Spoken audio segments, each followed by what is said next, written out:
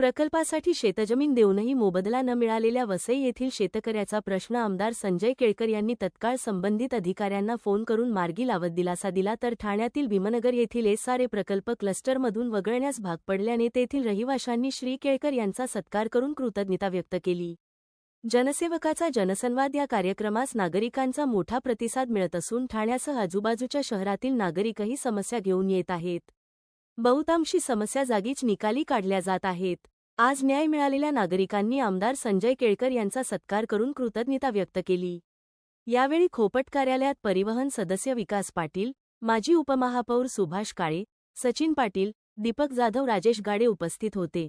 आज खोपट येथील भाजपच्या मुख्यालयात आयोजित जनसेवकाचा जनसंवाद या उपक्रमात वसई येथील शेतकऱ्याने आमदार संजय केळकर यांची भेट घेत व्यथा मांडली.